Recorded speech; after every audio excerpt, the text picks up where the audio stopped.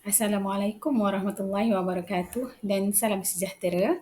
Saya Syahirah Zamri bersama rakan-rakan saya, Syasha Najihah, Rabiatul Raihana, Siti Khadijah dan juga Ainil Hawa. Kumpulan kami daripada Grup 4 akan membentangkan tentang falsafah pendidikan kebangsaan iaitu FPK. Bagi mulakan pembentangan ini, saya akan mulakan dengan pendahuluan. Seterusnya saya akan menerangkan tentang sejarah penubuhan falsafah pendidikan kebangsaan atau lebih dikenali sebagai FPK. Falsafah pendidikan kebangsaan bersifat dialektik iaitu gabungan daripada tiga falsafah.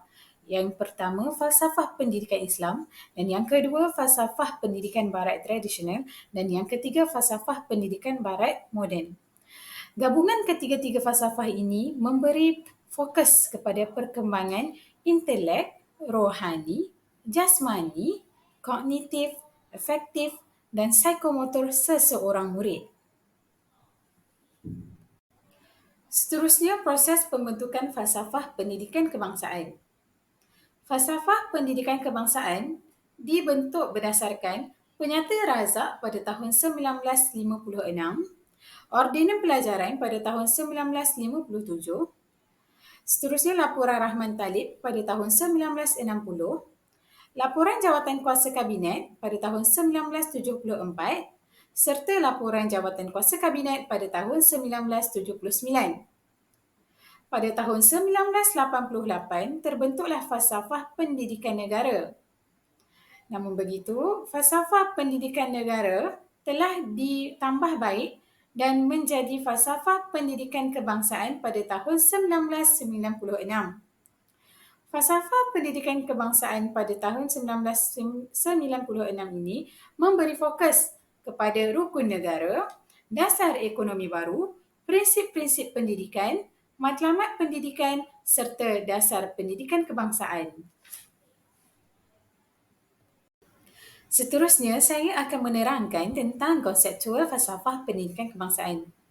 Falsafah pendidikan kebangsaan memberi fokus kepada 4 perkara iaitu yang pertama, intelek, yang kedua, rohani, yang ketiga, jasmani dan yang keempat, emosi. Fokus ini untuk melahirkan seorang insan yang seimbang dan harmonis, iaitu yang mempunyai ilmu pengetahuan dan berakhlak mulia, serta bertanggungjawab dan memberi sumbangan kepada masyarakat. Okey, hai. Saya Siti Khadijah. Saya akan membentangkan bentuk dan proses pendidikan dalam falsafah pendidikan kebangsaan. Okey. Okey, baik. Sebelum kita pergi lebih lanjut mengenai elemen-elemen yang ada dalam penyataan FPK, kita bacakan dulu apa itu penyataan FPK. Okay, pendidikan di Malaysia merupakan adalah satu usaha berterusan ke arah lebih memperkembangkan lagi potensi individu secara menyeluruh dan bersepadu untuk melahirkan insan yang seimbang dan harmonis dari segi intelek, rohani, emosi dan jasmani berdasarkan kepercayaan dan kepatuhan kepada Tuhan. Usaha ini adalah bertujuan untuk melahirkan rakyat Malaysia yang berilmu pengetahuan, berketerampilan, berakhlak mulia, bertanggungjawab dan berkeupayaan mencapai kesejahteraan diri serta memberi sumbangan terhadap keharmonian dan kemakmuran keluarga, masyarakat dan juga negara. Okey, dalam FPK ini sendiri, dalam penyataan FPK ini sendiri, terdapat 3 elemen yang diketengahkan. Elemen penting iaitu bentuk, proses dan juga matlamat. Saya akan terangkan 2 elemen penting ini dahulu iaitu bentuk dan proses. Okey, kita teruskan kepada bentuk FPK. Bentuk FPK seperti yang dinyatakan dalam pernyataan FPK ialah satu pendidikan yang berterusan. Apa yang dimaksudkan dengan berterusan? Yang dimaksudkan dengan berterusan ialah pendidikan itu sendiri merupakan satu proses yang berlaku dalam diri individu sejak bermula dari dalam kandungan sehingga ke akhir hayat individu tersebut. Maksudnya ini yang kita mahukan. Individu tersebut, seorang individu dapat pendidikan ataupun boleh dididik sejak dari dalam kandungan sehingga individu tersebut meninggal dunia ataupun ke akhir hayat lah. Okey.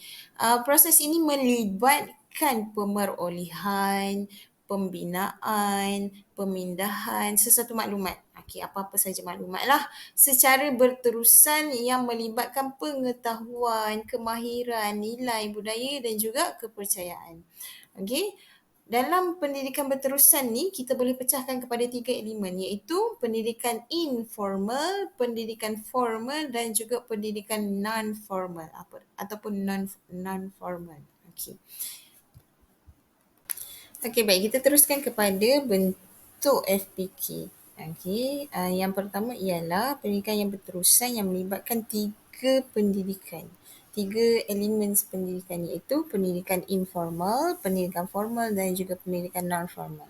Pendidikan informal adalah pendidikan yang mana dia membina kemahiran untuk kehidupan iaitu dalam jangka masa panjang lah yang berterusan, pengajaran yang melibatkan keluarga dan masyarakat dan ianya tidak berjadual. Okey. Dia lebih kepada pendidikan di rumah seperti pendidikan yang menekankan aspek pertuturan, bimbingan agama, asuhan budi pekerti dan lain-lain. Keupayaan untuk makan, minum dan membersihkan diri juga amatlah ditekankan. Okey, ia merupakan pendidikan asas bagi seseorang individu tersebut. Okay, manakala berbeza dengan pendidikan formal iaitu ianya lebih seragam, berjadual dan rasmi serta berstruktur. Pengajaran diajar oleh guru yang terlatih. Ianya untuk memperkembangkan ilmu dalam jangka masa yang lama. Okey, seperti di Malaysia terdapat pendidikan formal melibatkan 4 peringkat iaitu prasekolah, sekolah rendah, sekolah menengah dan juga pendidikan tinggi iaitu kita panggil Institut Pendidikan Tinggi lah. Terdiri daripada IPT dan IPTS. Okey, dianya mengiktiraf dari segi perjawatan iaitu seperti sijil, diploma dan juga mempunyai penilaian bagi setiap perjawatan tersebut. Okey, seterusnya adalah pendidikan non-formal. Ianya melibatkan pendidikan yang berterusan bagi memperkembangkan kemahiran bagi jangka masa yang pendek sahaja. Okey, pengajarannya diajar oleh ahli masyarakat yang pakar dan pembelajarannya berjadual rasmi ataupun tidak rasmi. Okey.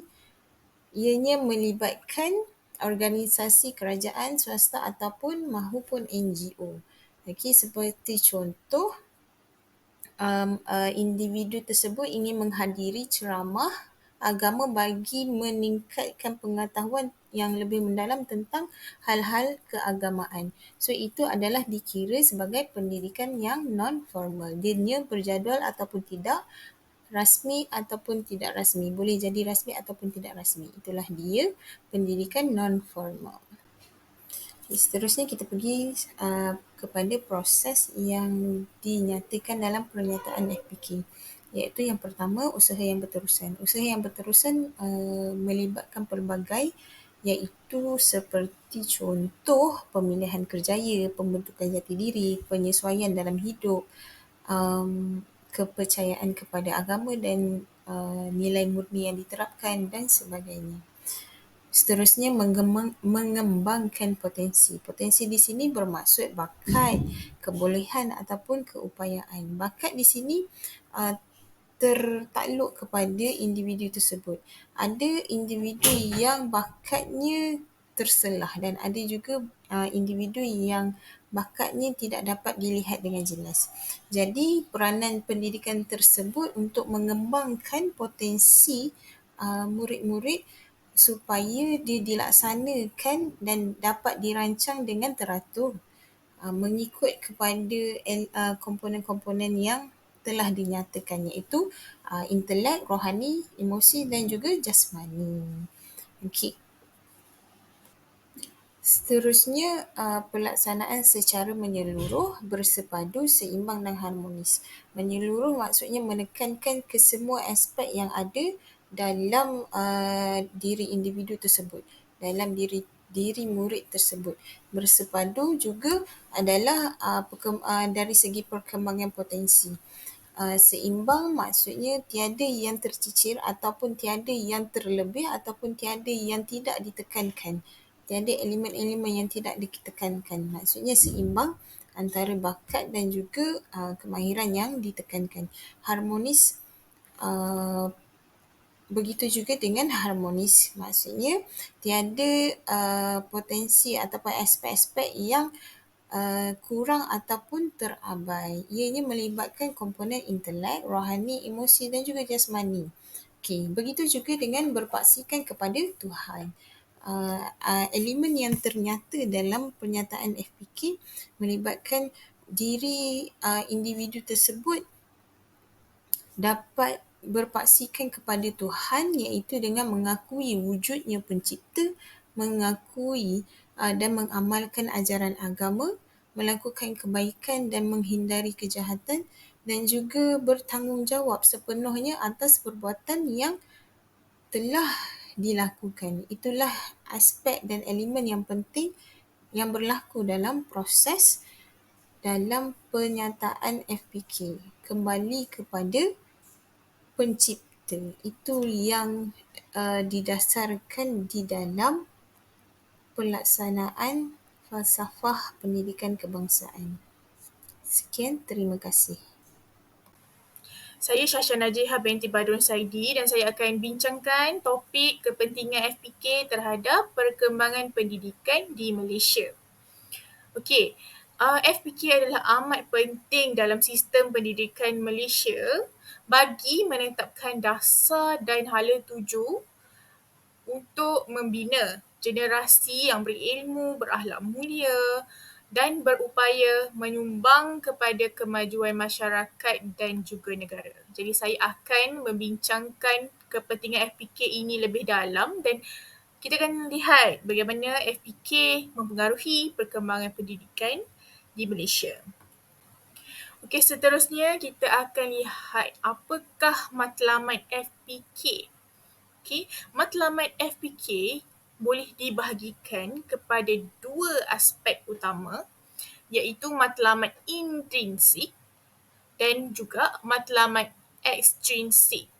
Okey, matlamat intrinsik adalah untuk pembangunan secara individu.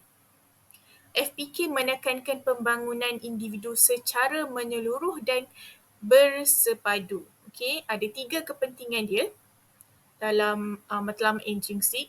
Okay, yang pertama, untuk pembinaan potensi individu dalam aspek rohani, jasmani, emosi dan intelek. Kedua, melahirkan individu yang seimbang, harmonis dan berilmu pengetahuan. Dan yang ketiga, bagi membentuk warga negara Malaysia yang mempunyai keupayaan berfikir kritis dan kreatif serta berkemahiran. Okey, tiga kepentingan ini adalah selari dengan pernyataan FPK bagi matlamat intrinsik, iaitu untuk melahirkan rakyat Malaysia yang berilmu pengetahuan, berketerampilan, berakhlak mulia, bertanggungjawab dan berkeupayaan mencapai kesejahteraan diri. Okey, dari segi matlamat ekstrinsik, apakah matlamat ekstrinsik? Matlamat ekstrinsik adalah untuk pembangunan dari segi sosial yang berfokuskan kepada peranan pendidikan dalam membangunkan masyarakat dan juga negara. Okey, tiga kepentingan dari segi matlamat ekstrinsik. Yang pertama, mewujudkan rasa patriotisme dan semangat cinta akan tanah air, mengukuhkan perpaduan nasional dalam kalangan rakyat Malaysia yang berbilang kaum dan agama. Yang ketiga, pembentukan warga negara yang berakhlak mulia, beretika dan mempunyai nilai-nilai murni seperti kejujuran, integriti dan tanggungjawab. Jadi, kedua-dua matlamat intrinsik, ekstrinsik ini saling melengkapi antara satu sama lain.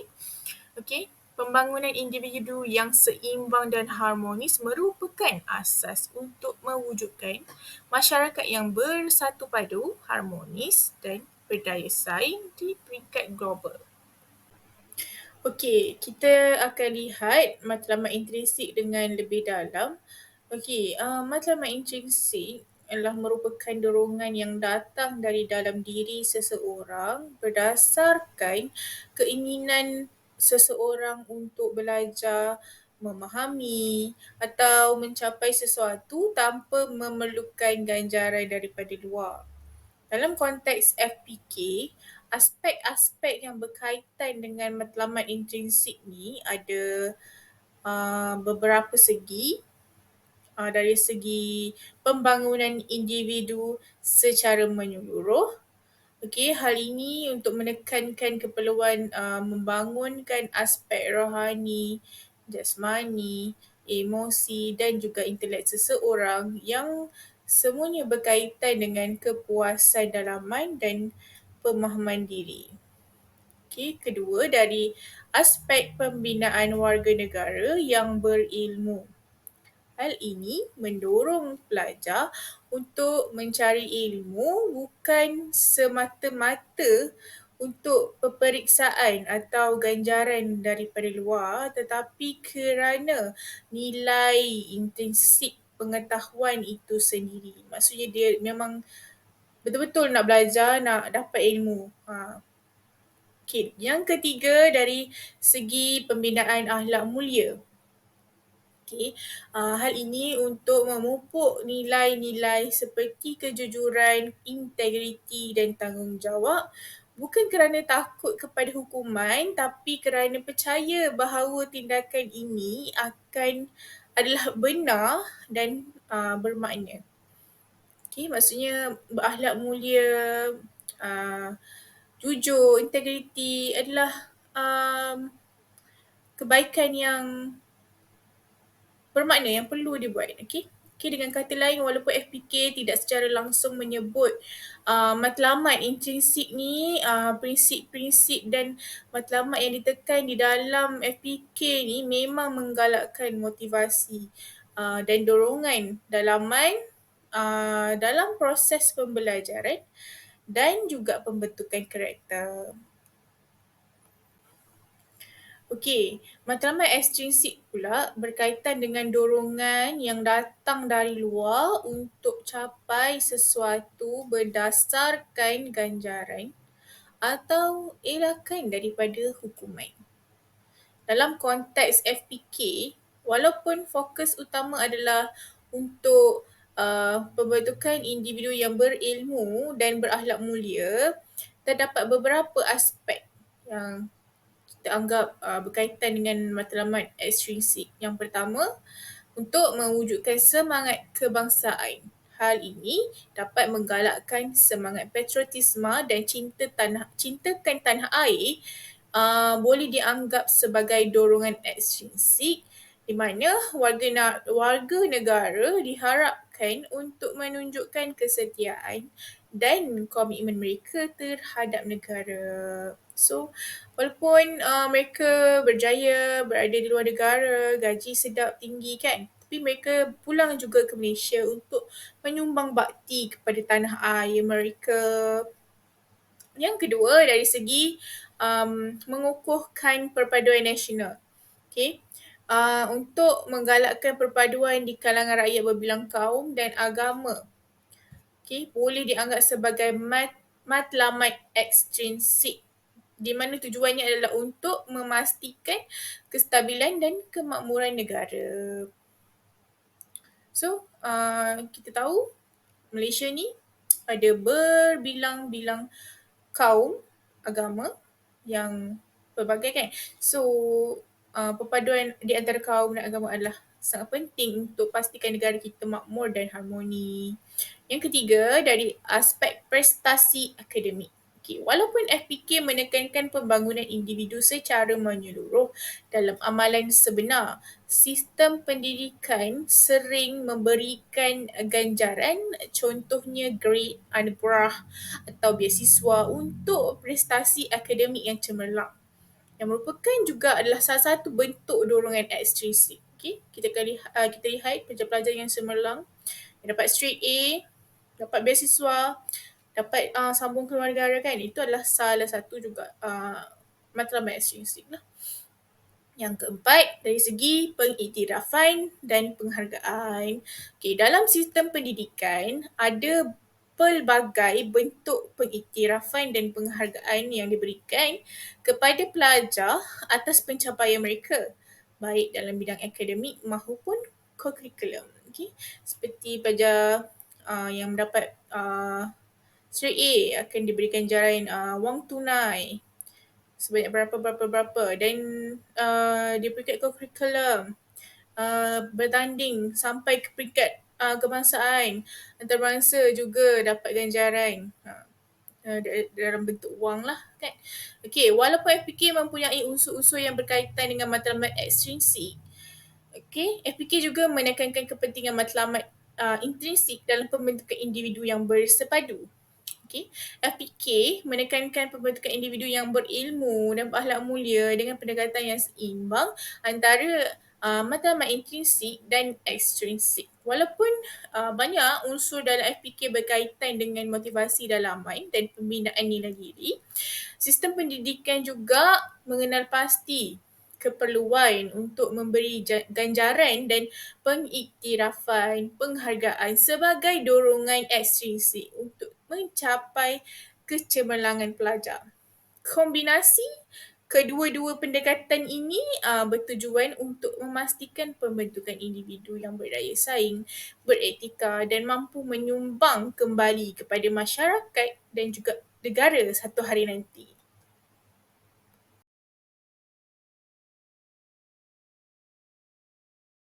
Pendidikan yang dimaktubkan dalam falsafah pendidikan kebangsaan. Yang pertama adalah pendidikan usaha berterusan pada peringkat sekolah, iaitu pada peringkat prasekolah, sekolah rendah, sekolah menengah dan juga pendidikan tinggi. Murid-murid ditekankan dengan aspek-aspek untuk pemilihan kerjaya, penyesuaian hidup, pembentukan jati diri, perkembangan sosial, mengeratkan perpaduan dan juga pemupukan nasionalisme. Untuk poin yang kedua adalah untuk mendidik secara menyeluruh dan bersepadu, iaitu dalam pendidikan kita guru-guru menekankan 4 potensi, iaitu intelek, rohani, emosi dan jasmani bagi membolehkan penguasaan ilmu, kemahiran, nilai budaya dan kepercayaan. Kita pergi pula pada poin yang ketiga, membangunkan komponen intelek, rohani, emosi dan jasmani.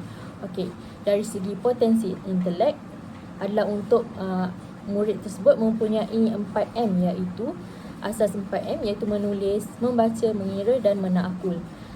Yang keduanya adalah potensi rohani dan jasmani. Rohani ini adalah apabila jiwa murid atau jiwa seseorang dekat kepada Tuhannya dan akan membentuk akhlak yang mulia, dan juga untuk jasmani bagi menjaga kesihatan badan.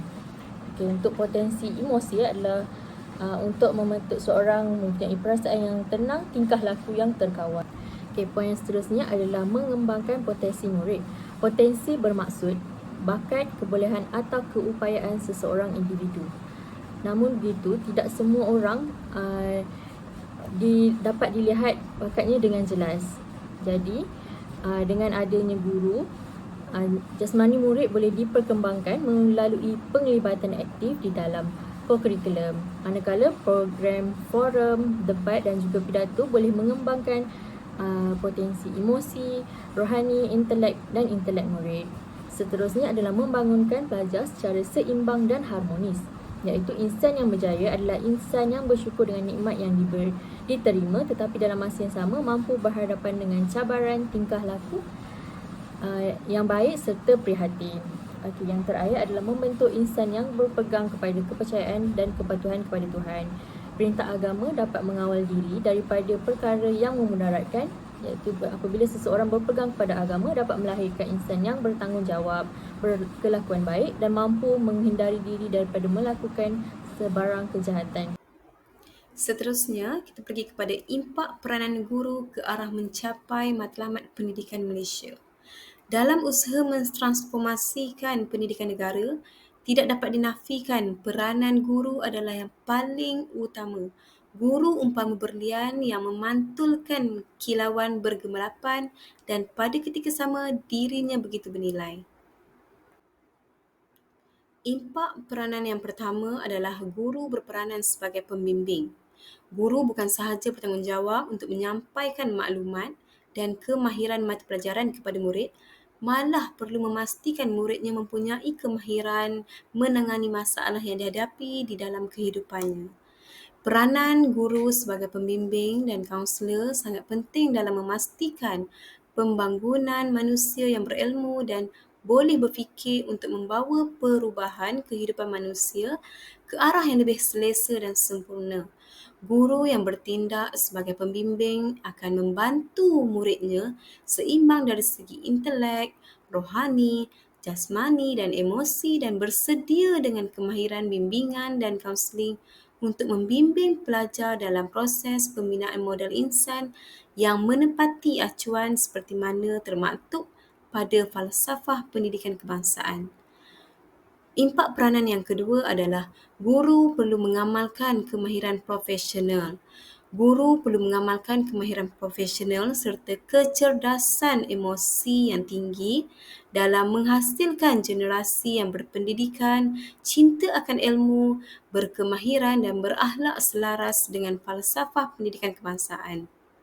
Kemahiran yang perlu diberikan penekanan adalah kemahiran berfikir dan konstruktif yang mana para pelajar dididik menggunakan minda dan pemikiran aras tinggi bagi melahirkan murid-murid yang mempunyai modal intelektual tinggi sebagai persediaan menghadapi era globalisasi.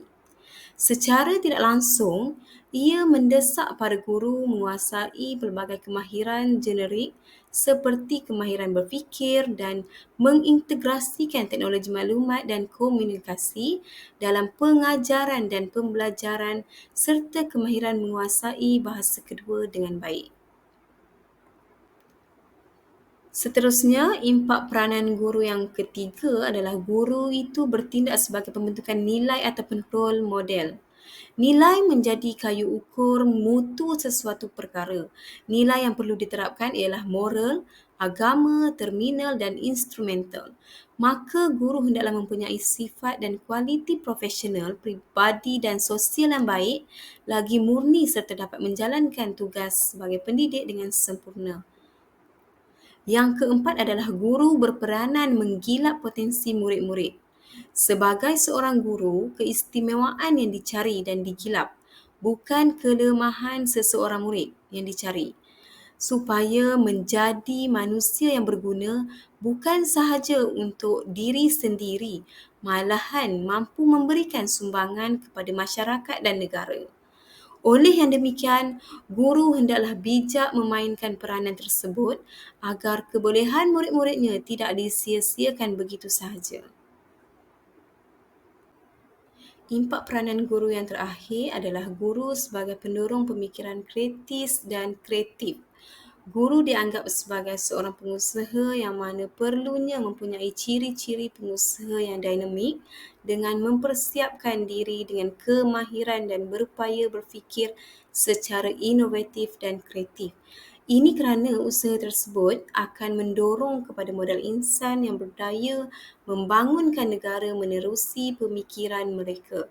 Peranan guru tersebut akan memperkasakan lagi gaya pemikiran anak muridnya supaya dapat menjana idea-idea baru yang bernas dan kreatif dan melahirkan murid yang kompeten dalam pelbagai bidang serta kebolehan.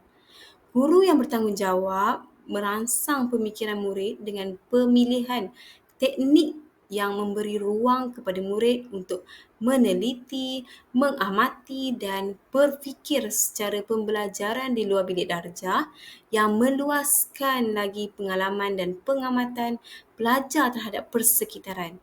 Selain itu, kaedah pengajaran dan pembelajaran yang bersumberkan kepada mengajak murid-murid berfikir dan menyelesaikan masalah di samping membaca pelbagai bahan.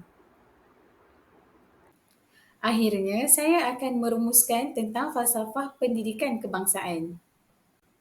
Boleh dirumuskan bahawa peranan guru amat penting dalam menyahut cabaran yang terkandung di dalam falsafah pendidikan kebangsaan. Hal ini kerana guru berperanan untuk mendidik serta membimbing murid agar sentiasa berlandaskan falsafah pendidikan kebangsaan. Seterusnya, kerjasama pihak pelaksana dan pihak NGO dalam pendidikan dapat menjayakan transformasi pendidikan mengikut falsafah pendidikan kebangsaan. Dan akhirnya, kejayaan sesebuah sekolah dalam merealisasikan falsafah pendidikan kebangsaan adalah bergantung kepada aspek-aspek kepimpinan, budaya sekolah, kokurikulum, guru dan juga disiplin murid tersebut. Sekian, terima kasih.